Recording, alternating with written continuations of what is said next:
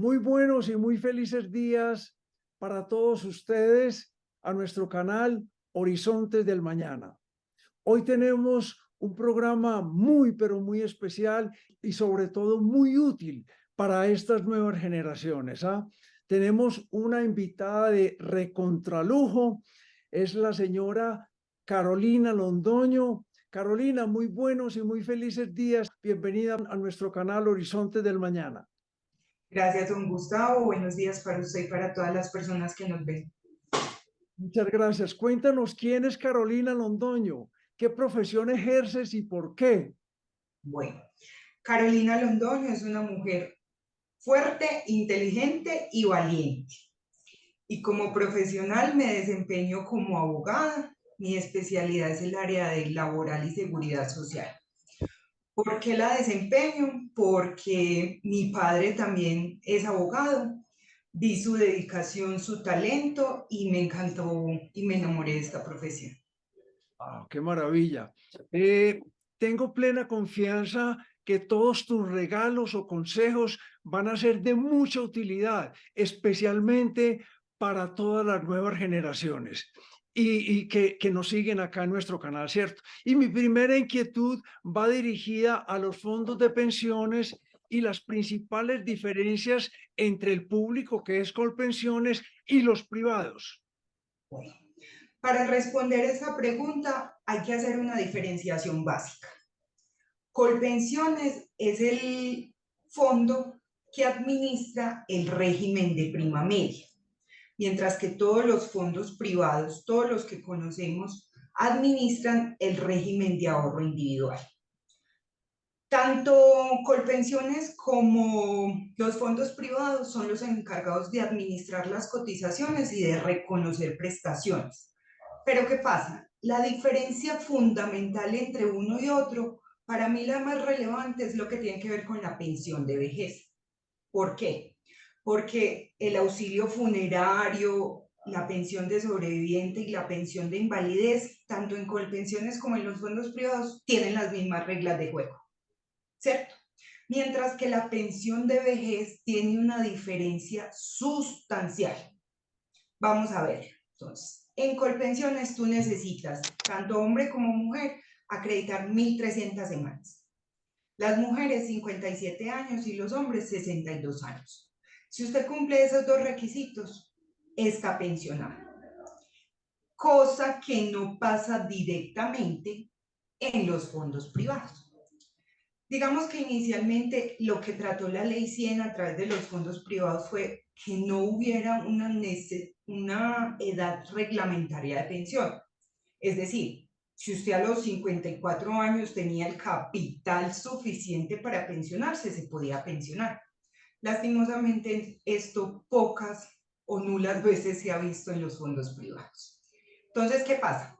En los fondos privados, si usted llega a los 57 años y 62 años, hombre y mujer respectivamente, allí no va a interesar cuántas semanas tenga usted.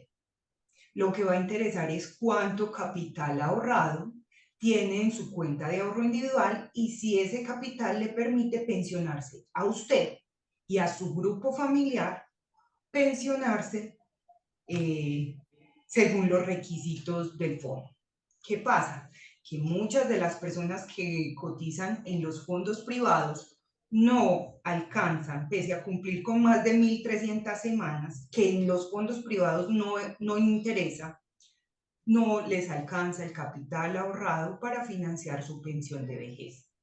Entonces la pregunta siguiente sería, entonces toda esa plática o todo ese ahorro se pierde. No, para nada.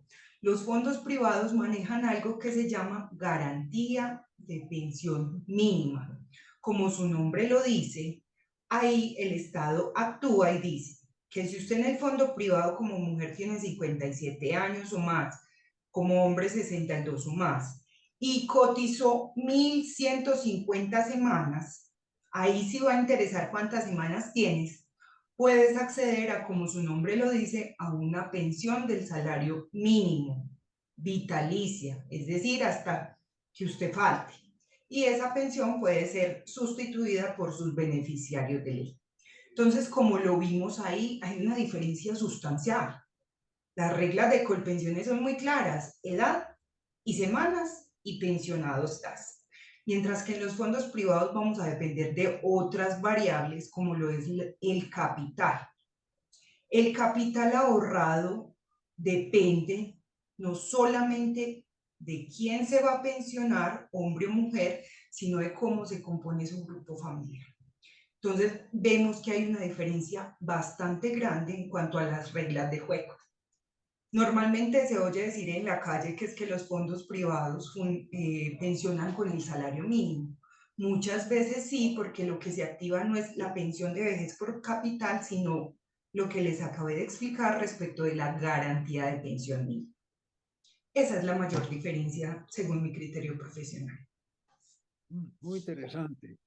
Si te parece bien, Carolina, hablemos de Colpensiones. Cuéntanos un poco sobre esta empresa estatal y cuáles son los principales beneficios al cotizar tu seguridad social en este fondo de pensiones. Bueno, Colpensiones es la entidad que reemplazó al extinto Seguro Social. Viene operando desde más o menos octubre del 2012. El cambio se dio porque el Seguro Social tenía sus falencias muy ampliamente conocidas por toda la población, sobre todo con la pérdida de información pensional. Colpensiones lo que hizo fue darle un nuevo aire a la entidad, se volvió mucho más organizada que lo que era el Seguro Social. Y los beneficios o las garantías de Colpensiones, primero, es que es una entidad estatal. Segundo, que tiene el control y vigilancia por parte del Estado. Y tercero, que las condiciones para adquirir cualquier beneficio, como es pensión de vejez, pensión de invalidez, los auxilios, son bastante fáciles y claros y no dependen de ninguna otra variable. Súper. Desde tu amplia y reconocida experiencia, ¿cuáles son, Carolina, esos pecados capitales en los que incurren muchos de los cotizantes? Los pecados capitales yo los resumiría en dos. El primero es la confianza.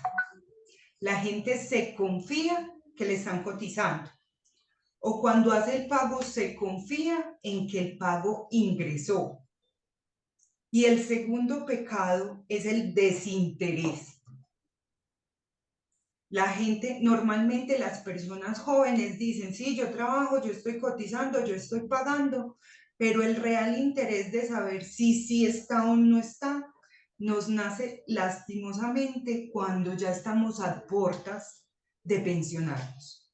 Entonces, normalmente la gente viene a revisar la historia laboral a los 57 años, a los 62 años, para verificar si tienen o no tienen los requisitos, y es ahí cuando se dan cuenta que las empresas por allá en 1992, en el 87, no les cotizaron, no les pagaron mal, les pagaron como no era, o que ni siquiera les afiliaron.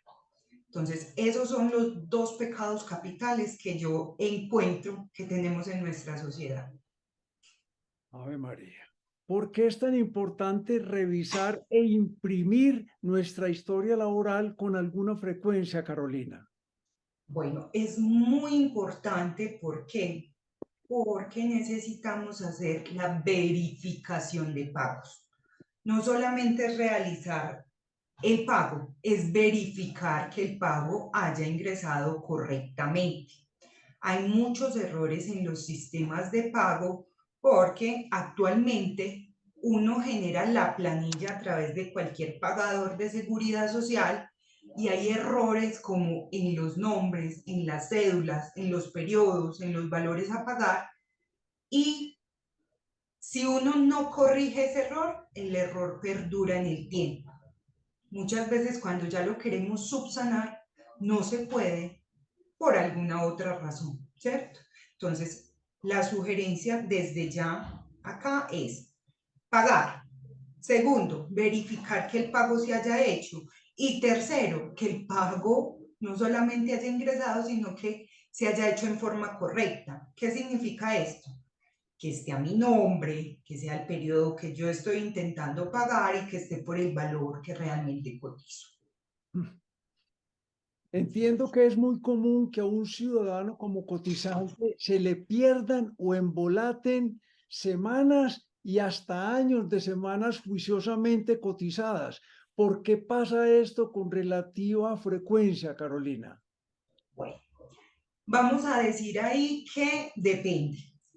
Antes, en lo que era el seguro social, sin hablar mal de la entidad, sí había mucho desorden administrativo. Era muy frecuente que se perdiese la información de los aportantes. ¿Por qué?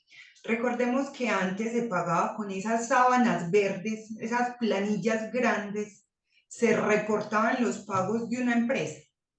Muchas de esas planillas se hacían a mano, con letra cursiva, con errores en nombres, en cédulas, pero aún así se pagaban las planillas.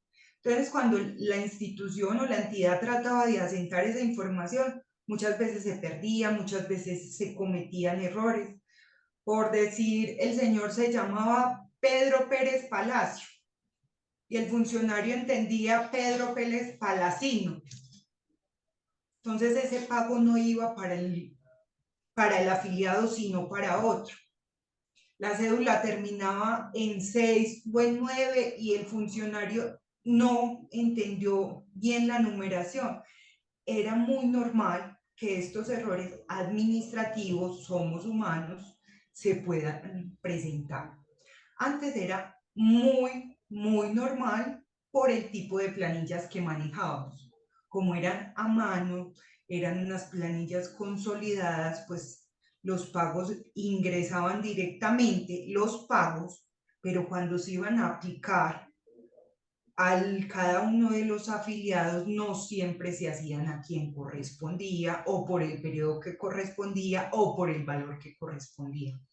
Esa pérdida de información era un tema bastante usual antes de que llegara a Colpensiones. Con los fondos privados, digamos que no es tan usual, pero cuando la gente se traslada de un fondo a otro, es decir, del fondo A al fondo B, debe pasar el consolidado de semanas. Pero a veces también se extravía esa información y es usual que pase cuando hay esa migración entre fondos. Hoy en día los mecanismos de validación de historia y de corrección son muy útiles y digamos que ya no se presenta con tanta frecuencia, sin embargo, en casos concretos sí se sigue presentando. Esa excelente respuesta me da pie a a la siguiente inquietud o a la siguiente pregunta. ¿Es posible que tus semanas se le carguen a un homónimo o a un doble homónimo? ¿Y cómo solucionar esta situación, Carolina? Es muy posible y se han dado muchos casos en donde por temas de homónimos se le cargan semanas a una persona y no a otra que fue la que le cotizó, bien sea como trabajador dependiente o independiente. ¿Qué pasa? En esos casos lo que hay que hacer es primero ante la entidad solicitar la corrección de la historia y si no se puede a través del portal del aportante, el empleador también tiene la facultad y el deber de hacer la corrección de las planillas que presenten este error. Es deber tanto de los empleadores como de los trabajadores el tema de verificación. Acordémonos, que no es solo el tema de pagar, es de verificar. Entonces volvamos al ejemplo de Pedro Pérez Palacio. Y había otro Pedro Pérez Palacio, pero resulta que el primero trabajaba en la empresa A y el segundo en la empresa B. Todos los pagos del de A se le estaban cargando al de la empresa B. Entonces la entidad también, el fondo de pensiones, cualquiera sea su naturaleza, debe verificar que exista la relación laboral para validar esos pagos. Porque ¿cómo es que si Pedro trabaja en la empresa B y la empresa B le está pagando, por qué también le están sumando los pagos de Pedro que trabaja en la empresa A? ¿Cierto?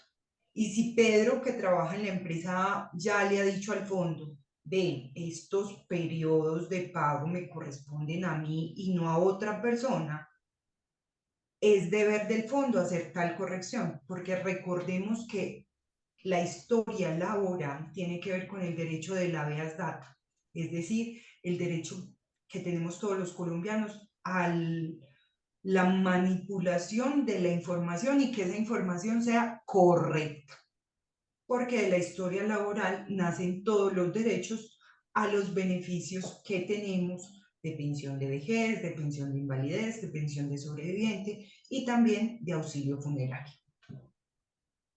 Cuando yo encuentro una inconsistencia entre mis semanas cotizadas y las que aparecen en mi historia laboral, ¿cómo lo puedo solucionar? Bueno, lo primero es que verificando la historia deben cerciorarse de cuál periodo a corregir. Vamos a tomar el 2020, enero.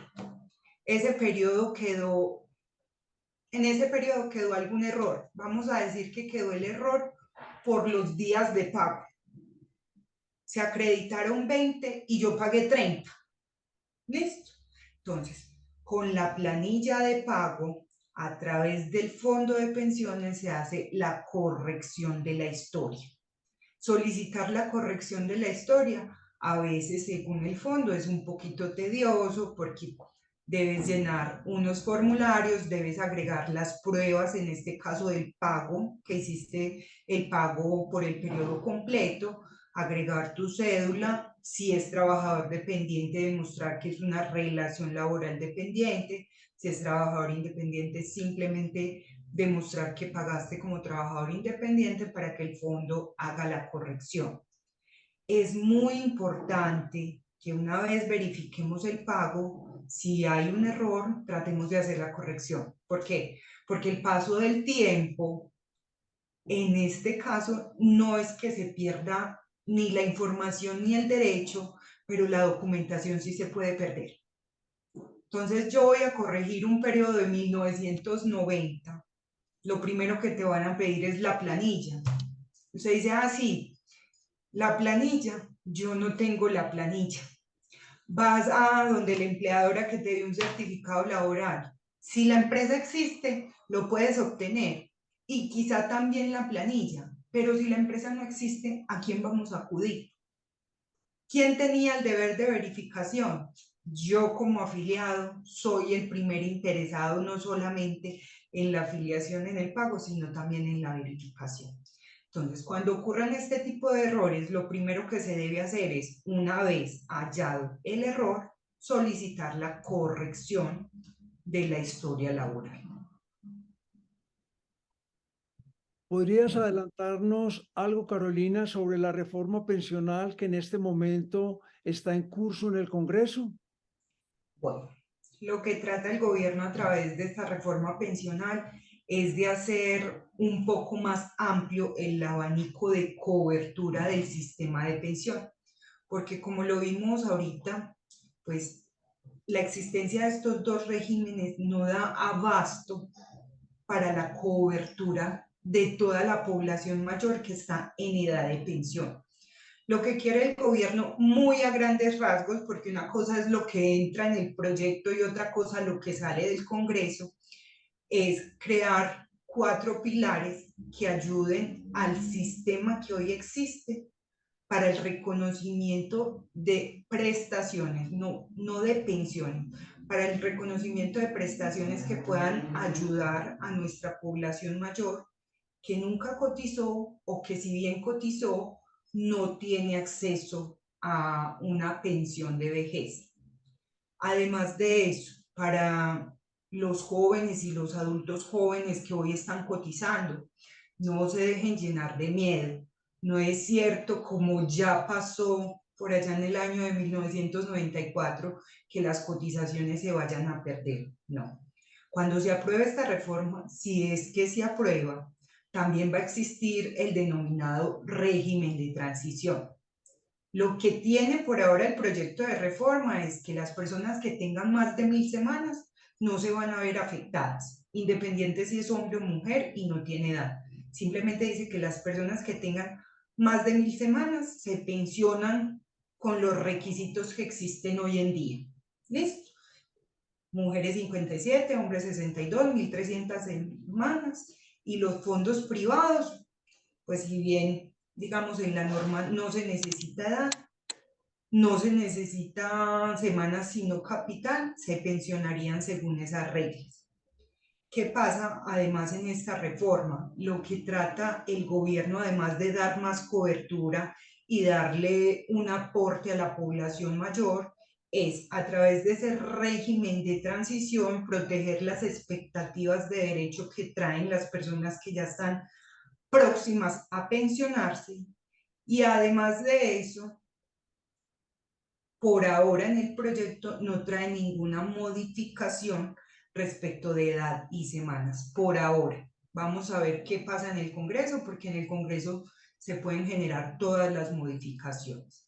Y aquí un consejo importante, no temer, y no es cierto que los que están en fondos privados van a migrar a Colpensiones y los de Colpensiones a fondos privados. No.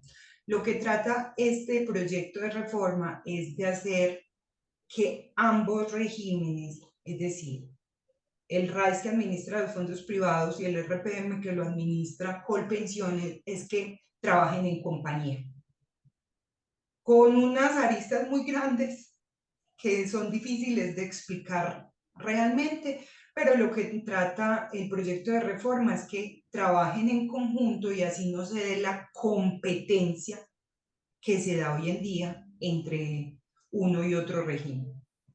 Perfecto. Carolina, ¿cómo se calcula la pensión? Bueno, hoy en día para la pensión de vejez tenemos una regulación específica y es, vamos a tomar como base toda la vida laboral. Es decir, usted cotizó 1400 semanas, 1400 semanas le liquidamos. O usted cotizó mucha gente, 2000 semanas, 2000 semanas le liquidamos. Sobre eso se aplica una tasa de reemplazo que inicia en el 60% y por cada semana, por cada paquete de 50 semanas te sube un 1,5.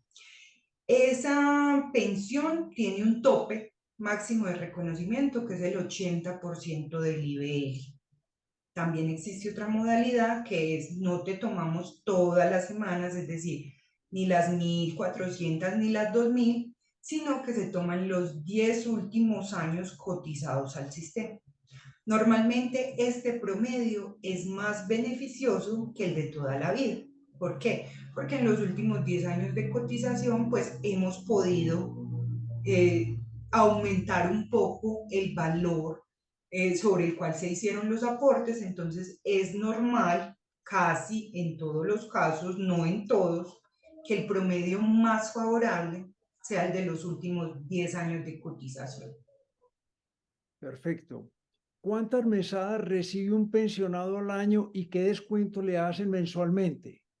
Actualmente reciben 13 mesadas, 12 mesadas ordinarias que corresponden a cada mes y una adicional que es la conocida prima de diciembre, pues se conoce así en el mundo, en el mundo general dicen que la prima de diciembre, pero es una mesada adicional que se paga en noviembre, la mesada 13. La mesada 14 lastimosamente ya no existe. Sobre esto el gobierno del expresidente Uribe hizo la modificación y lastimosamente se perdió. ¿Qué descuentos nos hacen? El único descuento legal sobre la pensión sería el aporte a salud, que es obligatorio. Todos los pensionados, tanto de fondos privados como de Colpensiones, los maestros, el ejército, se les hace descuento del pago de salud. Es el único descuento obligatorio que se hace sobre salud. Perdón, Carolina, ¿que corresponde a qué porcentaje? Eso depende del valor de la mesada pensional. Si tú te ganas actualmente entre 1 y 2 salarios mínimos, perdón, un salario mínimo es el 4%. Entre 1 y hasta 3 salarios mínimos, el 10%. Mayor a 3 y hasta 5 salarios mínimos, el 12%. Bueno, es igual hasta entre mayor de 3 y hasta 8 salarios mínimos, el 12%.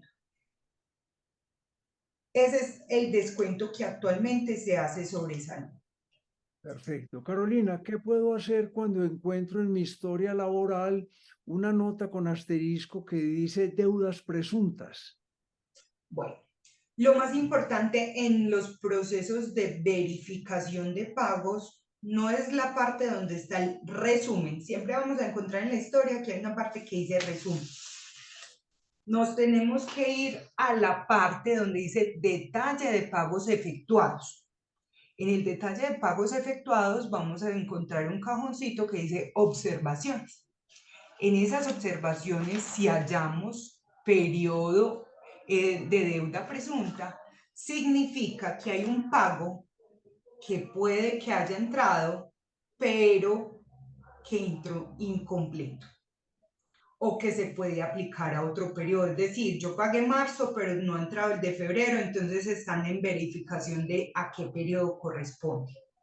Cada vez que hallemos esta situación, es importante, como lo dijimos previamente, estar revisando la historia laboral, porque muchas veces en el proceso de verificación de la entidad de los pagos se asenta y todo queda normal.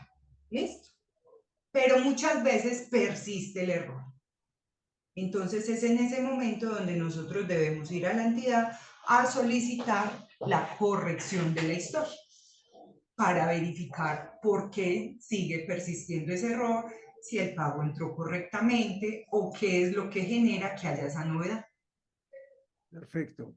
Carolina, cuando uno alcanza el requisito de las 1.300 semanas cotizadas, ¿debe parar de cotizar o debería cotizar algunas semanas adicionales y por qué? Bueno, vamos a trabajar sobre el supuesto que ya tienes la edad de pensión, es decir, que ya como mujer tienes 57 o como hombre 62. Es muy importante lo que les voy a decir acá. No es que usted a los 57 o a los 62 ya no pueda seguir cotizando. No, usted puede seguir cotizando hasta alcanzar las 1.300 semanas. Entonces, ¿qué pasa? Si yo ya tengo la edad de pensión o un poquito más y las 1.300, es mi recomendación siempre cotizar, así sea un mesecito más. ¿Por qué? Porque muchas veces en esos procesos de validación de la historia, algunos periodos se quedan en mora, algunos periodos no se asientan, entonces es mejor que nos sobre un poquito, o sea, no pensionarnos con 1.300 rayadas, porque a veces cuando se está generando la resolución de reconocimiento, no se cargan las 1.300 completas. Entonces, que quedemos penando por un día o por 2 días. No, mi sugerencia siempre será cotizar un mesecito más. Ay, pero es que eso se pierde. Técnicamente no, porque también constituye la base para liquidar. En tiempo no te va a subir absolutamente nada, pero nos da la tranquilidad de superar el mínimo, porque es que las 1.300 es el requisito mínimo de pensión. Entonces la sugerencia sí es cotizar un poquito más. Carolina, ¿qué es eso de meter papeles y por qué se están demorando tanto en Colpensiones para emitir las resoluciones de pensión de vejez? Bueno, lo que la gente llama en la calle meter papeles es cuando haces la solicitud de reconocimiento de la pensión. La entidad, Colpensiones y los fondos privados, aquí el término es igual para para los dos, perdón, para reconocerte una pensión de vejez o de invalidez tiene hasta 4 meses. Desde que yo entrego la documentación completa. Cuando yo entrego la documentación completa, la entidad me entrega un radicado y a partir de ahí yo cuento 4 meses. 4 meses calendario, entonces, 8 de marzo del 2024, marzo, abril, abril, mayo, mayo, junio, junio, julio. El 8 de julio yo ya puedo ir a la entidad y decirle, ya pasaron los 4 meses, tienes mi respuesta. La entidad debe proferir la respuesta o dentro de esos 4 meses o máximo cuando se cumplan los 4 meses. Normalmente Colpensiones no se tarda más de los 4 meses, normalmente. Antes, con lo que era el Seguro Social, sí teníamos mucha tardanza en las respuestas. Hoy en día, Colpensiones no se demora tanto, pero pues existen casos en donde sí hay tardanza en esa respuesta y es ahí donde les doy la noticia que por esa tardanza en la respuesta es que posteriormente las personas pueden reclamar intereses moratorios. Carolina, ¿cómo funciona el tema de la retroactividad después de presentar toda la documentación al solicitar la pensión y si te reconocen los intereses por mora? Entonces, tengamos en cuenta que ahí hay dos situaciones diferentes. Una cosa es el retroactivo o el llamado retroactivo y otra cosa son los intereses moratorios. Desde que usted haga la solicitud formal, es decir, que entregue la documentación que el fondo exige para hacer la reclamación de cualquiera de las prestaciones, vejez, invalidez o sobreviviente, hay un término legal. Ese término empieza a correr desde que usted cumple requisitos. Entonces vamos a hacer un ejemplo con la pensión de vejez. La señora Marta cumplió años, 57 años, el 1 de enero del 2024. Y ella dejó de trabajar el 31 de diciembre del 2023 porque ya tenía las 1.305 semanitas. Listo, ya dijo, yo ya no quiero trabajar más, voy a disfrutar de mi pensión. La señora Marta madruga el 2 de enero del 2024, se va para su fondo de pensiones y entrega la documentación requerida. El fondo de pensiones le entrega una constancia de radicado de esa solicitud. A partir del 2 de enero del 2024, el fondo tiene cualquiera. El fondo privado o el fondo público tiene 4 meses para darle una respuesta de fondo a su solicitud. Entonces hagamos la cuenta. 2 de enero, 2 de febrero, 2 de febrero, 2 de marzo, 2 de marzo, 2 de abril, 2 de abril, 2 de mayo. Al 2 de mayo del 2024, el fondo ya tendría que haber emitido la respuesta, positiva o negativa sobre la prestación, pero la respuesta. ¿Qué pasa? Que como la señora ya nos había cumplido las 1.305 semanas que exige la ley y la edad la cumplió el 1 de enero del 2024,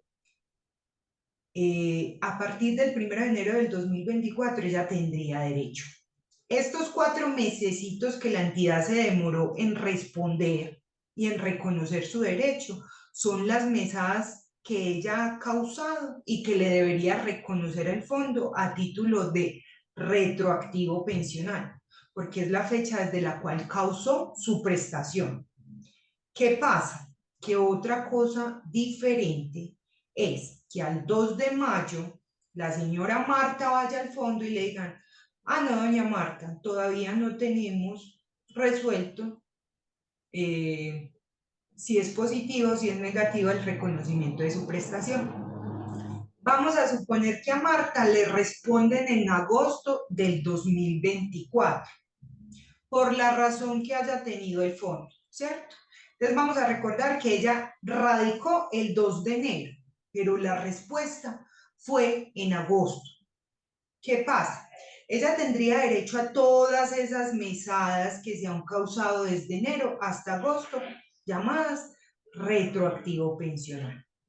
Pero adicional a eso, ella tendría derecho a unos intereses moratorios. Esos intereses moratorios, lastimosamente, la entidad no los reconoce automáticamente. ¿Por qué? Porque pese a que hay un plazo legal establecido de 4 meses en el caso de la pensión de vejez para dar respuesta, la entidad también podría demostrar que hubo una situación ajena a ella para no haber dado una respuesta positiva o negativa dentro del término.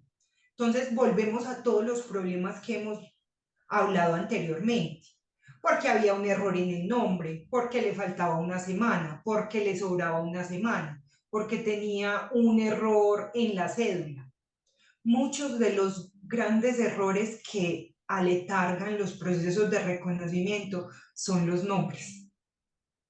Entonces, que Elizabeth se escribe con TH, que Elizabeth se escribe con doble L, que no se escribe con Z, sino con S. Muchos de esos errores que son administrativos por parte de los registradores en ese entonces y las notarías, o los errores en los números de cédula, que también suceden muchos, son muy usuales, es lo que aletargan los procesos de reconocimiento. Lo que aletargan los procesos de reconocimiento. Entonces, ¿qué pasa? Ahí habría una justificación legal de por qué no se hizo dentro del término que establece la ley, ¿cierto? Ahí no se causarían intereses moratorios siempre y cuando la entidad logre demostrar que hubo una justificación legal para no hacerlo. Pero en el caso de doña Marta, tenía la edad, tenía la semana, radicó con tiempo, pasaron los 4 meses y no hubo una respuesta, la señora podría demandar. Este reconocimiento es solo vía demanda. ¿Por qué? Porque es el juez, ante la inactividad dentro del término legal para la entidad, el que puede decir, bueno, ella tenía derecho, usted no le reconoció, páguele como compensación esos intereses moratorios. Perfecto. Carolina, ya estamos llegando al final de este maravilloso conversatorio que yo sé que va a ser de mucha utilidad, especialmente para los jóvenes. Y es allí donde quiero centrar mi siguiente inquietud. ¿Cuál sería ese consejo de oro para todas esas personas que apenas comienzan a cotizar su seguridad social?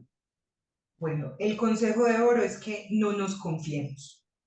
Todos nos estamos haciendo mayores.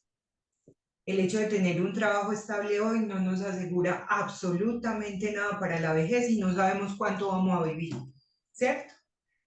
El primer consejo es cotizar, que eso es muy caro, que esa plata no se ve. En muchos casos no es la regla general, pero dice el viejo dicho popular que es mejor la goterita que el chorro. No sabemos en qué condiciones vamos a estar de mayores.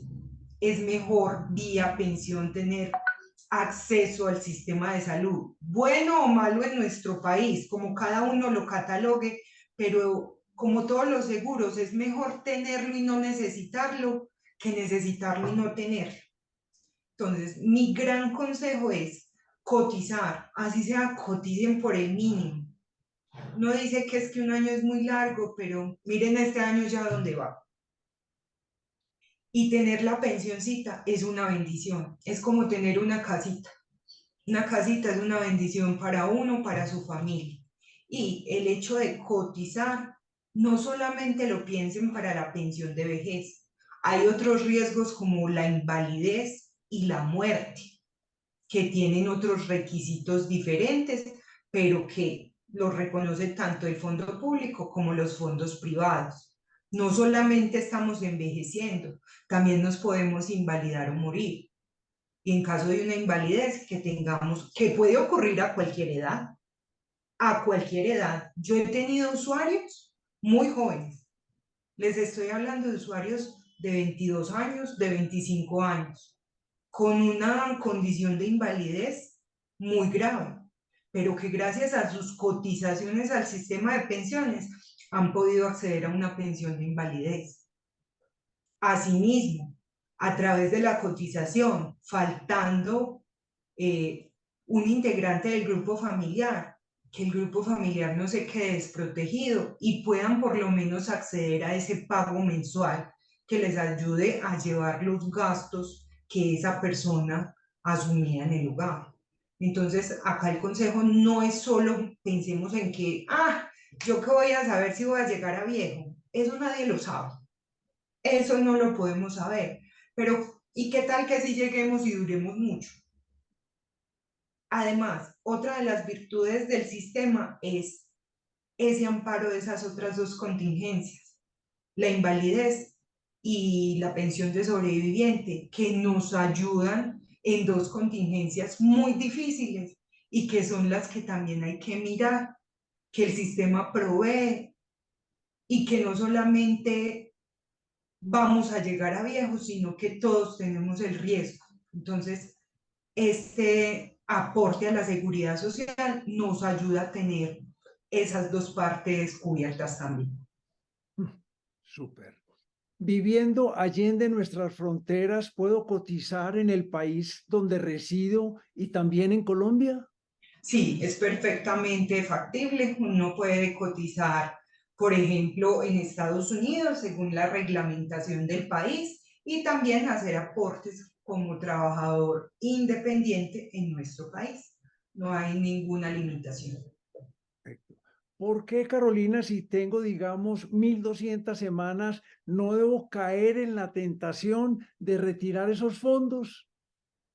No, no, ese sería uno de los grandes errores y pecados capitales de los que hablamos. Confianza. Recordemos que el exceso de confianza es un riesgo. ¿Por qué? Porque esas 1.200 semanitas van a ser un pago único. Vamos a decir que por esas semanitas te van a dar 20 millones de pesos. 20 millones de pesos a usted no le van a durar el resto de la expectativa de vida probable que tenga. Mientras que terminar de cotizar esos 2 añitos que nos falta para ajustar las 1.300 nos va a asegurar una mesada vitalicia, que faltando uno la pueda sustituir sus beneficiarios de ley. Y además de eso, que tengas acceso al sistema de salud. Entonces, no caer en esa tentación. Realmente, pues respetando la situación de cada persona, pero mi consejo es cotice. Carolina, ya para terminar, te quiero pedir tu autorización para colocar aquí un banner con tu contacto, o sea, con tu correo electrónico, para que todas aquellas personas que tengan inquietudes, que tengan dudas o que te quieran contratar como una excelente abogada laboralista, ¿ah? A nombre de todos los suscriptores y todas las personas que han visto este maravilloso y riquísimo video en nuestro canal Horizontes del Mañana. Te quiero dar nuestros más sinceros agradecimientos porque creo que esta información va a ser de mucha utilidad, especialmente para todos estos chicos y chicas jóvenes que porque tienen 20, 25 años, dicen, no, eso me falta mucho, yo después me preocupo por eso, pero la vida se va en un santiamén y en un momento tienes la edad de pensión. Y qué cosa más triste cuando uno llega a esa edad y no tiene las semanas. Quiero que te despidas de toda nuestra audiencia, Carolina, y otra vez reitero nuestros más sinceros agradecimientos por este maravilloso conversatorio. Para usted, don Gustavo, y para todas las personas que nos acompañaron y que posteriormente vean este video, hay que pensar que la vida es un lujo, una bendición y que debemos hacer de ella un riesgo y un momento que siempre queramos vivir. Ese es mi primer consejo. Y en el área laboral y pensional, acá estoy a su servicio para despejar cualquier duda que tengan. Me encuentro en la ciudad de Medellín y claro que autorizo a que divulgues mi correo electrónico para las personas que tengan cualquier duda, podamos agendar una cita y así resolver. Excelente, Carolina. A todos ustedes, muchísimas gracias y hasta una nueva oportunidad. Muchas bendiciones para todos. Hasta luego. Chao, Carolina. Hasta luego.